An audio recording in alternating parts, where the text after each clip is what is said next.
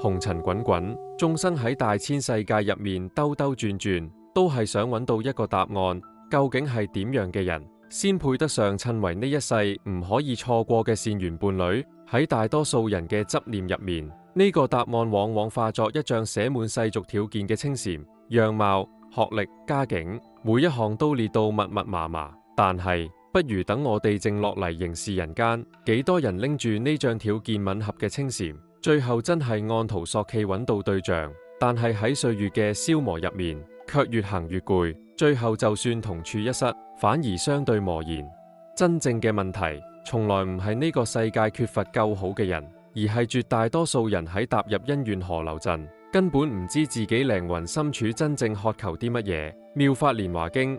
入面流淌住關於姻緣同心性嘅核心智慧，提煉成一句話就係：眾生因緣而聚，唯有智者方能相和。呢句話絕對唔係喺度宣揚聽天由命嘅宿命論，更加唔係教人被動等待。佢揭示咗一個生命真相，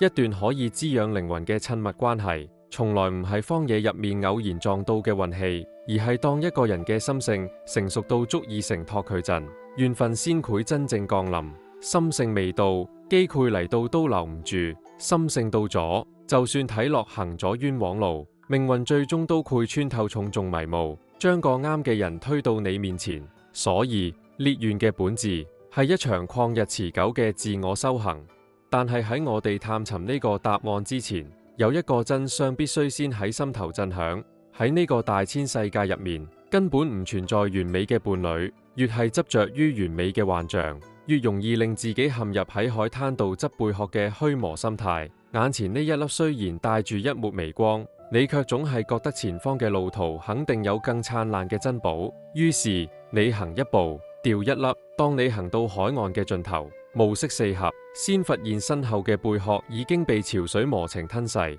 你嘅掌心入面只有冰冷嘅虛無。個真正可以陪你修復修心嘅人，絕對唔係喺世俗清禪上面攞滿分嘅人。佢哋嘅珍貴隱藏喺三種極之質樸嘅特質之中。呢啲特質同完美無關，卻同生命嘅根基息息相關。喺好耐以前，有一位法號叫恒心嘅行腳僧，身披一件白衲衣，膊頭挑住略顯破舊嘅行囊，沿住一條被秋雨洗刷到泥濘嘅山路，慢慢向人間行去。佢呢對草鞋已經喺廣闊嘅大地上面丈量咗整整30年嘅光陰，由寺廟到市井，佢冷眼旁觀咗無數人嘅生老病死，卻從未喺任何一個地方駐足停留超過3個月。呢個並唔係因為佢天性孤傲，而係因為喺佢內心深處，始終盤踞住一個未解開嘅生死公案。究竟係點樣嘅因緣，先可以真正令一顆流浪喺紅塵入面嘅心徹底安定落嚟？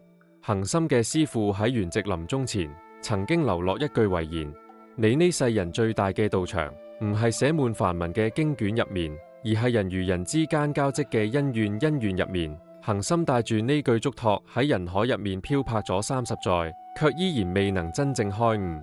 一日，當晚霞將天邊染成一片紫金之色，佢慢慢行入一個落溪村，打算喺度揾一戶人家借宿。喺村口有一戶好尋常嘅茅舍、柴門柴院，卻收拾得井然有序。恒心上前輕輕敲響柴門，開門嘅係一位年約30出頭嘅漢子，面容清朗，眼神透出一種塵世罕見嘅清澈。當佢見到一位鳳塵夫婦嘅陌生僧人陣，臉上無半點防備，反而順手將木門推得更開，聲音溫和地稱佢入屋休息，話灶頭啱啱燒好咗熱辣辣嘅滾水。呢個漢子叫長鳳，佢太太法號叫滿意。呢個時候正圍住粗布圍裙喺灶台邊忙碌。喺恒心眼中，佢哋夫妻二人就係紅塵入面最尋常嘅平凡伉儷，冇乜嘢轟轟烈烈，所有相處都滲透喺甚至唔需要言語溝通嘅日常瑣碎入面。譬如長鳳起身嘅一拿，滿意已經將一對洗到發白嘅木筷子穩穩咁遞到佢手邊，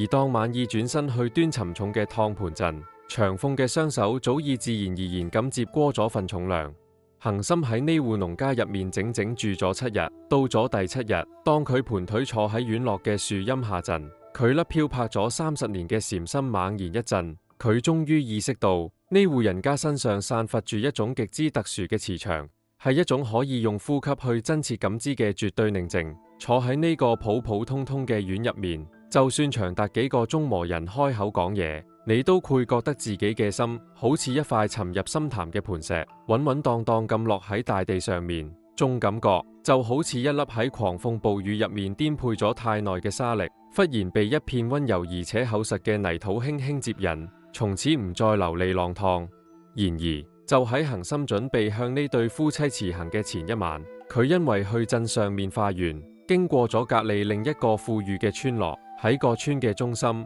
矗立住一棟青磚大院，主人係鎮上面名聲顯赫嘅絲綢商人。據過路嘅村民羨慕咁講，呢戶人家嘅家境比起長風家唔知些花幾多倍。商人嘅老婆更加係方圓百里有名嘅大家閨秀。當年兩個人結婚陣，流水席整整擺咗3日3夜。但係當恒心喺夜幕低垂行過棟大院門口陣，卻見到個錦衣花服嘅商人獨自一人坐喺冰冷嘅石凳上面，借住月色自斟自飲。佢嘅眼神空洞到無一絲焦距，連望都唔願意望一眼亮住燈火嘅內室。而油線雕刻精美嘅窗入面，斷斷續續咁傳出佢老婆壓抑到極點嘅喊聲，總喊聲沉悶而淒苦，好似喺心入面憋悶咗無數個日夜，卻又要顧及世俗面子，死死咁被誤住。恒心和尚靜靜咁企喺月色照唔到嘅陰影入面，喺寒風度企咗好耐，直到明月高懸，佢先發出一聲長長嘅嘆息，慢慢轉身離開。喺佢心入面有一個巨大嘅問號揮之不去，同樣係塵世間兩個人搭伙過日子，點解有啲家庭簡陋成咁，卻好似一塊散發住溫暖磁力嘅吸鐵石，令人一踏入去，滾身嘅戾氣同疲憊就煙消雲散。而有啲家庭外表睇落好似琉璃咁剔透，納裏卻係一扇冰冷硬掹掹嘅玻璃門，睇落透明無瑕，實際上卻將兩粒心生生隔絕喺完全無法觸碰嘅世界入面。帶住呢個疑問，恒心返到長鳳嘅茅舍。喺離別嘅清晨，佢端住晚意親手熬嘅野菜粥，問長鳳：施主，貧僧見你哋夫妻二人和樂融融，呢段功塵日子，你哋究竟係用咗乜嘢心法，先至行到今日呢個境地？長鳳慢慢放低手上嘅瓷碗，沉思咗好耐先開口：師父，實不相瞞，既然係過日子，我哋都曾經因為柴米油鹽炒到面紅耳赤，甚至有幾個月時間彼此冷戰。但係每當怒氣散去，無論邊個先點起盞油燈，或者邊個先喺飯台上面多擺一對碗筷，我哋心底都有一塊頑石落地。我哋知道呢個家無散，對方依然企喺風雨入面同自己拼肩，呢份篤定遠比分出個高低對立更重要。最要緊嘅係守喺佢身旁，我可以時時照現自己心入面泛起嘅溫柔同善意。我唔捨得整唔現個變得更好嘅自己。恒心聽聞此言，雙手合十，低頭默然。喺一瞬間，佢腦海入面閃過隔離村個眼神空洞、靈魂枯萎嘅富有商人，以及個喺錦羅綢緞入面掩面痛哭嘅淒苦女子。啲外人眼中所謂嘅豪車華宅，樣樣件件都唔差，但佢哋嘅一生，恰恰都輸喺長鳳啱啱講出嚟4個字上面，心無樂處。告別咗呢對平凡嘅夫妻，恒心挑起行囊繼續向南方行角。光陰荏苒，3年歲月喺草木枯榮間轉瞬即逝。3年後一個初夏，恒心再次雲遊經過洛溪村，佢對腳好似受到某種宿命嘅牽引，不由自主咁喺村口停低。佢迫切咁想用自己呢對慧眼去睇下，當年兩戶人家喺時間嘅洪流入面，究竟又寫低咗點樣嘅裂局？當佢再次踏入長風家嘅柴門陣，屋檐下嘅草若依舊散發住淡淡藥香，只係喺跳繩上面多咗幾件用粗布剪裁嘅蘇霞衫，顏色鮮豔活潑。晚意呢個時候正抱住一個粉雕玉琢嘅 BB， 坐喺門檻度曬住暖洋洋嘅太陽。當佢一抬頭見到抹熟悉嘅白衲衣，將樸素嘅臉孔立刻綻放出一種極之純粹嘅笑容，個笑容入面盛滿咗對生活最真實嘅知足同感恩。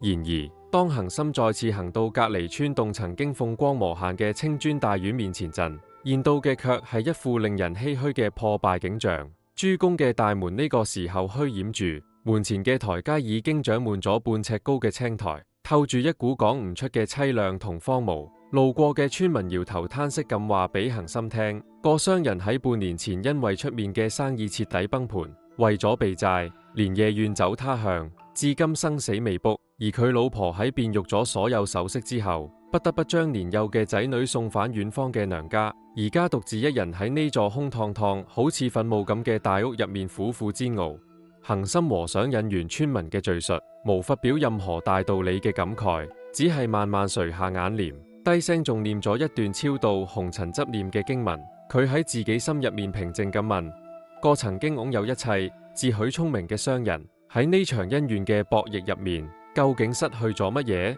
而佢嘅靈台深處，只係隱隱約約傳嚟4個字嘅回音：從未擁有。因為個商人由始至終都將呢段婚姻、呢個伴侶當成一件用嚟向世人炫耀自己成功、裝點門面嘅花美玉佩，而唔係一個需要將自己靈魂融入其中，用生命之水去悉心澆灌嘅活物。佢愚蠢咁以為，一朝揭開盒頭，拜過天地，就係呢場人生長跑嘅終點，卻唔知紅塵成婚嘅一刻，先至恰恰係靈魂受戒、步入修行道場嘅起點。佢自私咁渴望個女人嘅絕世容顏同高貴身份可以好似光環咁照亮佢嘅虛榮，卻從未諗過要同佢一齊苦身，用最粗糙嘅雙手將屋企盞油燈點亮。佢要嘅係一個好睇嘅伴侶，而唔係預現一個善良嘅靈魂。呢兩者之間睇落只有毫厘之差，卻喺冥冥之中徹底決定咗一段關係喺10年、20年後嘅生死走向。恒心喺線虛掩嘅青磚門外企咗好耐，佢內心沖起咗一抹淡淡嘅悲憫，但佢終於睇清，一段關係嘅根係從來唔配生長喺好睇嘅皮囊入面，亦都從嚟唔配依附喺顯赫嘅物質條件上面。佢唯一可以深深扎根嘅地方，係個人待人處事，面對無常陣，納心最真實、最不加修飾嘅生命底色。佢轉過身，繼續將腳步邁向南方。行覺唔到2日路程，喺一場突如其來嘅綿綿細雨入面，恒心喺一處簡陋嘅江邊渡口草廬度避雨。陣時，草廬入面密密麻麻擠滿咗等渡船嘅過客，而喺佢身旁坐住一對人到中年嘅夫婦，佢哋好似正因為一件微不足道嘅陳年往事，陷入咗極之激烈嘅爭吵之中。雖然顧及宮中地方嘅體面，兩個人都刻意壓低咗聲浪，但由牙罅入面擠出嚟嘅每一個字，都夾雜住好似刀刃咁鋒利而且冰冷嘅怒氣。佢哋就好似兩隻箭豬，翻嚟覆去用舊杖去刺痛對方，邊個都唔肯喺眾人面前率先退讓半步，都咬定自己先至係喺呢段婚姻入面受盡委屈嘅受害者。由於佢哋嘅爭吵，成個草廬嘅空氣好似喺那間凝固咗，所有過客都顯得極之唔自在。就喺呢個劍拔弩張嘅級點，個一直面帶惋惜嘅男人突然收咗聲，佢陷入咗一種狹長、近乎死寂嘅沉默之中。仲沉默嘅時間係咁長，長到連佢老婆都漸漸失去咗繼續控訴嘅力氣。隨後，只見個男人深深咁嘆咗一口氣，佢抬起頭，聲音低沉但係字字清晰：施主，頭先係我一時糊塗，講嘢失咗分寸，傷咗你嘅心，係我脾氣太衝，對唔住。老婆聽到呢句，成個人明顯擰咗一下，原本寫滿憤怒嘅臉孔瞬間從凍咗落嚟，眼眶喺那間變得通紅。男人現狀，默默咁伸出右手，將自己懷入面把唯一無淋濕嘅雨遮，輕輕咁推到老婆懷入面，聲音沙啞咁叮囑：你一到暗雨天手角就容易發涼，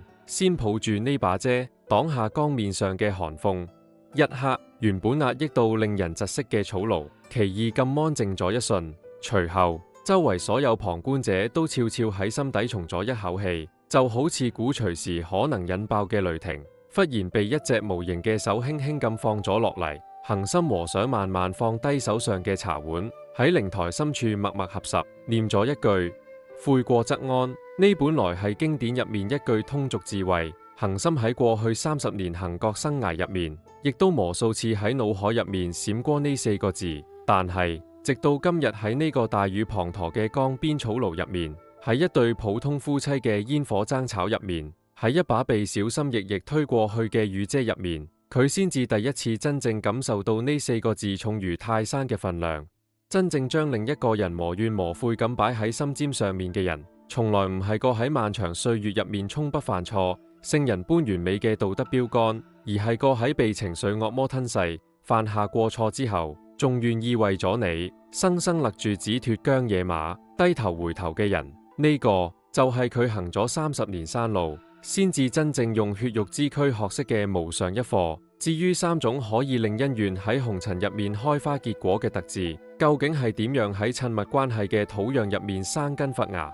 答案就超視喺接下來嘅生命規律之中。首先，心安係一段關係嘅真正起點，而唔係終點。喺而家呢個喧鬧嘅時代，好多人對於安全感存在住一個極之致命見解，佢哋深信安全感呢件事係純粹屬於個人嘅功課，應該完全依靠自己強大嘅納心去解決，唔應該產生任何向外嘅依賴。呢句話如果擺喺孤身一人嘅自我修辭上面，確實啱咗一半，但係如果有人將呢句話生搬硬套到親密關係入面，將佢變成自己喺一段感情入面可以冷酷無情、唔負責任嘅藉口，就係徹頭徹尾咁行錯咗。經典入面曾經反覆告誡終生，要願利顛倒夢想。明明喺一段關係入面被對方嘅冷漠同挑剔消耗到千瘡百孔，卻仲要喺人前戴上面具強顏歡笑咁話自己過得好好，呢個就係顛倒。明明喺靠近某個人之後，自己變得越嚟越焦慮，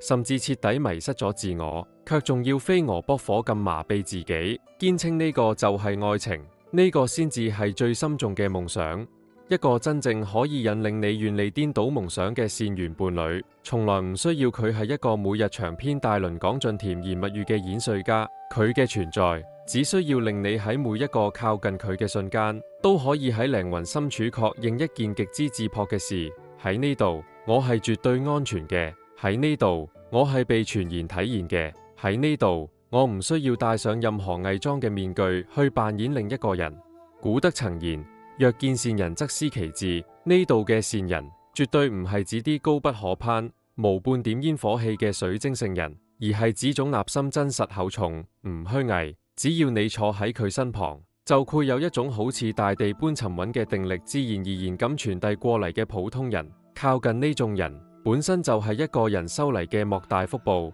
因為能量同心性喺冥冥之中係會相互感應、相互磁化嘅。如果你長期同一個納心充滿焦慮、怨恨嘅人同床共枕，要唔得幾耐，你原本平靜嘅心湖亦都必然會被扯出層層漣漪。而如果你長期靠近一個納心定力具足嘅人，你粒喺世俗利益中焦躁不安嘅心，亦都會喺不知不覺中慢慢落地生根。呢個唔係乜嘢玄學，呢個係心性運作最基本嘅因果定律。所以真正啱嘅伴侶，佢可以俾你最好嘅禮物，從來唔係一時嘅激情同甜蜜，而係一種允許你暴露所有不完美嘅寬廣空間，令你知道呢度係絕對安全嘅。喺呢個叫做家嘅地方，你可以放心咁放低所有防備，將最真實、最不堪嘅一面毫無保留咁展示出嚟，而絕對唔需要擔心會迎嚟冷嘲熱諷。呢種心安絕對唔係一種感官上嘅貪圖舒的，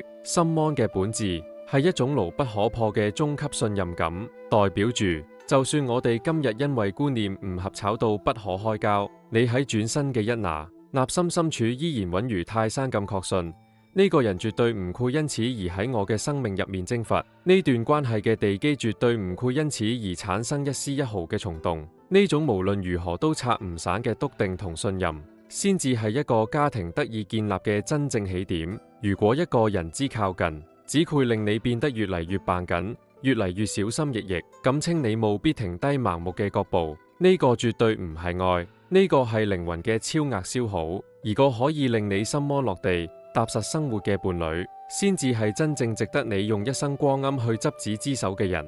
我哋要闡述嘅第二種不可或缺嘅特質，就係善良。善良係一段親密關係入面最睇唔見摸唔到，但亦都係最昂貴、最奢侈嘅壓艙石。人喺挑選伴侶嘅時候，最容易喺一片盲目入面忽視嘅，恰恰就係善良呢塊基石。因為喺戀愛初期，中純粹嘅善良，往往會被一種叫做對你好嘅策略完美咁複合住。我哋必須要用智慧嘅慧眼去洞察，對你好同本質上嘅善良，完全係兩件鳳馬牛不相及嘅事。對你好喺好多時候可以係一種為咗達到某種目的而精心偽裝嘅短期策略。呢種建立喺索取同新鮮感之上嘅好，往往會隨住關係嘅日益穩定，喺歲月嘅磨情摩擦中慢慢減少，直到最後蕩然無存。但係一個人底層嘅善良，絕對唔係咁樣運作嘅。善良係一個人骨入面自帶嘅底層腹部，係佢同呢個世界打交道陣最基本、最唔可以更改嘅初始態度。佢唔分特定嘅對象，唔分高低嘅場合，更加絕對唔會因為利益嘅得失而產生半點動搖。經典有云：諸惡莫作，眾善奉行，自正其意。一個真正善良嘅人，佢嘅善行唔需要世俗道德嘅被逼裹挾，佢嘅善意係好似泉水由山谷流出嚟咁樣，係一種自然而然嘅流露。因此，想睇清一個人之底層品質，你永遠唔好睇佢喺追求你陣點樣對你百依百順，而係要靜靜咁觀察，當佢面對一個地位卑微嘅陌生服務生陣有無基本嘅尊重，面對生佢養佢嘅父母陣有無一份內心嘅溫情，去睇下佢喺無任何利益可圖嘅情況下，點樣去對待一個同佢無利益瓜葛嘅生命。一個對萍水相逢嘅陌生人都可以心存善意嘅人，佢嘅靈魂深處必然保留住一塊未經污染嘅柔軟。呢種柔軟係經歷風雨拷打都絕對冇辦法輕易磨滅嘅。當一個人帶住咁樣一份靈魂嘅柔軟步入婚姻殿堂陣，呢段關係就擁有了魔法估量嘅闊度。佢可以喺你容顏老去、身體唔舒服嘅時刻，依然對你不離不棄，唔生半點嫌惡之心。佢可以令呢段關係擁有驚人嘅穩度，唔會因為一場突如其來嘅激烈爭吵，就將過去所有恩情瞬間砸到粉碎。更加難能可貴嘅係，善良擁有一種潛移默化嘅力量，佢會慢慢淨化身邊人嘅磁場。一個人如果長期生活喺一位善良伴侶嘅無形滋養下，佢自己內心深處嘅烈氣亦都會喺不知不覺中被融化。所以善良從來唔係親密關係入面嘅算配加分項，佢係決定呢架船可唔可以開到彼岸嘅唯一根基。外在嘅包裝再點樣華麗奪目，終究喺時間嘅重量面前，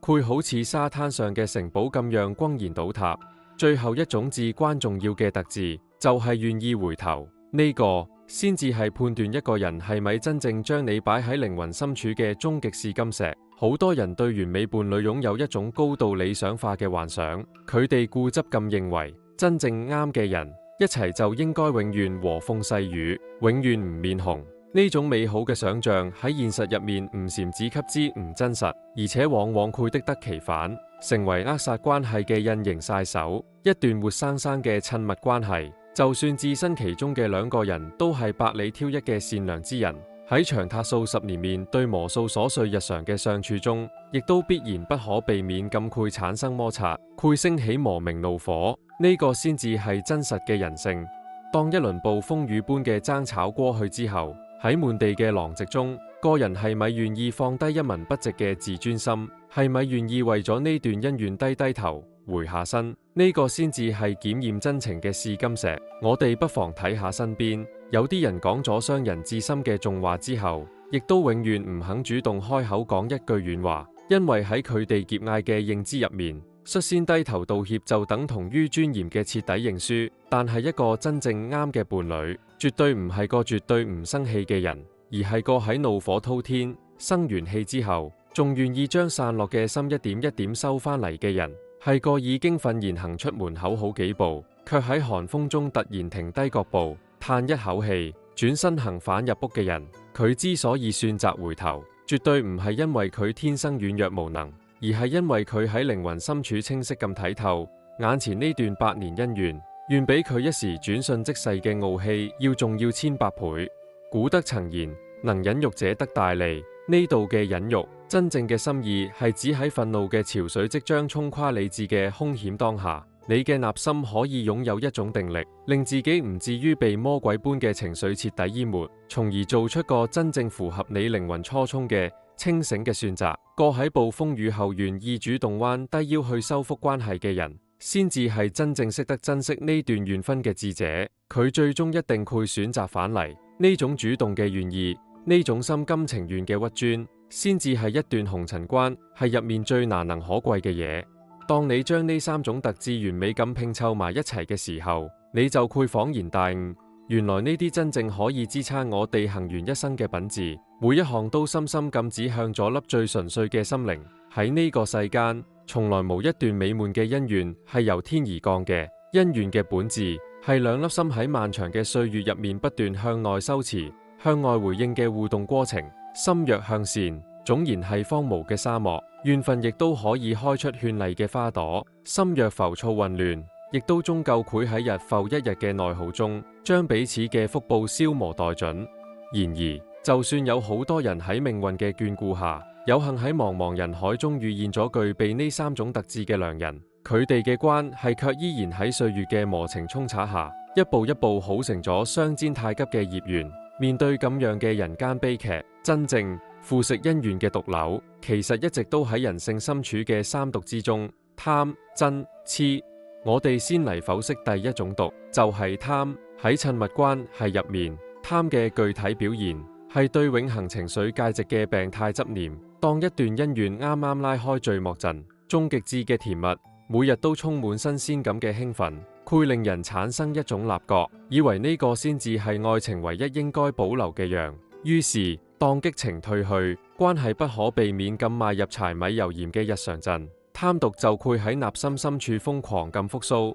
好多人會開始陷入焦慮之中，開始無理取鬧咁自問對方：你係咪唔愛我啦？佢哋開始變本加厲咁索取種已經消失咗嘅高峰體驗。喺呢個時候，佢哋要嘅根本唔係眼前呢個活生生嘅伴侶，佢哋中意嘅從來唔係佢呢個獨特嘅靈魂，中意嘅只係佢可以帶俾自己嘅種自我感覺。一旦種感受嘅濃度有所下降，你嘅貪心就覺得受到咗虧待，就開始將目光投向圍牆之外。然而，佛法從來無向眾生承諾過，呢個世間嘅任何一種主觀感受可以永恆不變、無常，先至係呢個宇宙運轉最基本嘅法則。一段關係必然會走向沉澱，走向平靜，呢個絕對唔係感情嘅退步，呢個恰恰係一段姻緣走向成熟嘅標誌。接下來，我哋去直面第二種劇毒，就係真。喺紅塵嘅屋檐下，真毒嘅表現形式就係將所有嘅矛盾同分歧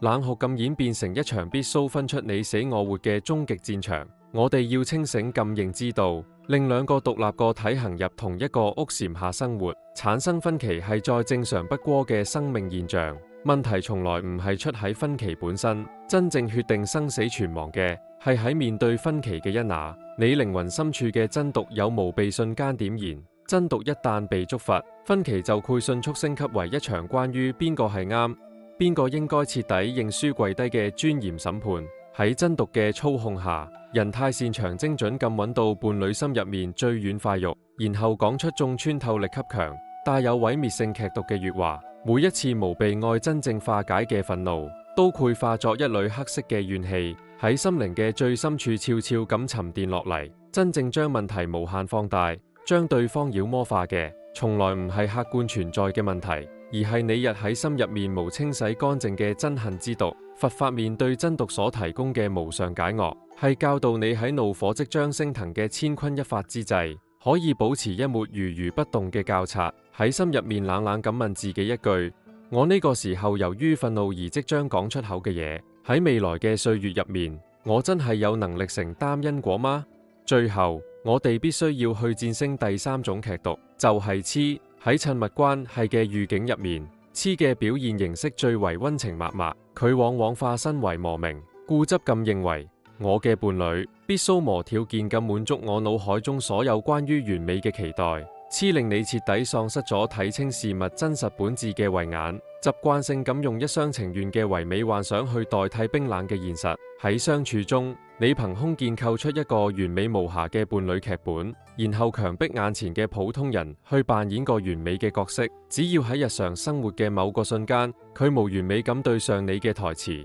你粒磨明嘅心就會立刻感到受到咗極大嘅傷害。喺癡毒嘅折磨下，你嘅腦海入面會充斥住無數個想當然嘅應該，呢啲由無數個應該編織而成嘅黃金枷鎖，組合埋一齊就係個喺現實中根本無法立足嘅完美劇本。佛法入面對癡嘅最高解釋就係執幻為實，你個苦苦執着嘅完美伴侶從來唔存在，化解癡毒嘅唯一法門，需要你運用智慧，將對自己腦海入面個虛幻完美劇本嘅病態執着，慈悲咁轉化成對眼前呢個真實殘缺之人之全然體現。呢人性之中嘅三毒喺我哋漫長嘅成長歲月入面，悄無聲息咁編織入咗我哋對親密關係所有創嘅認知入面。有太多缺乏自省能力嘅人喺自己滾身充滿住三毒嘅狀態下遇見咗絕世良人，但由於自己內心嘅毒素未除，最後夾硬將一個金子般珍貴嘅靈魂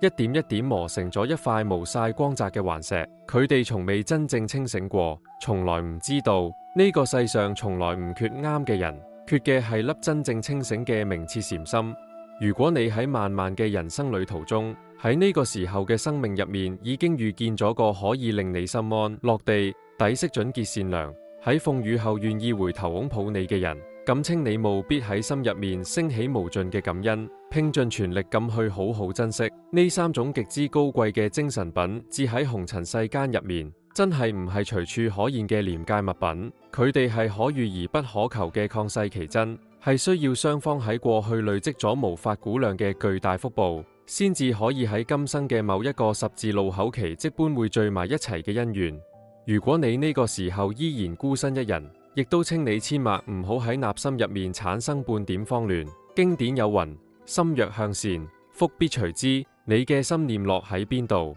你嘅福報就會喺邊度顯化。當一個孤單嘅靈魂算擇安獨好當下嘅身心，持之以恆咁透過內觀去修持自己呢粒心，隨住你內在氣質發生翻天覆地嘅改變，你周圍嘅精神磁場亦都會走向高級嘅定靜同安詳。到咗個時候，喺同氣相求嘅因果規律下，你所吸引到嘅因緣，自然而然亦都會朝住善緣嘅方向去演變。你唯一需要做嘅係令自己先成為讓嘅人，一個可以令自己心安嘅人，一個準潔善良嘅人，一個喺迷途後識得回頭嘅人。當你自己成為咗一座散發住溫暖光芒嘅燈塔陣，個喺遠方黑暗中迷航嘅擁有住同樣高貴特質嘅靈魂，自然而然就會受到光芒嘅感召，破開重重迷霧，一步一步朝住你嘅方向堅定行過嚟。真正長久而且高級嘅伴侶，從來唔係個對你許下最多甜言蜜語嘅情話大師，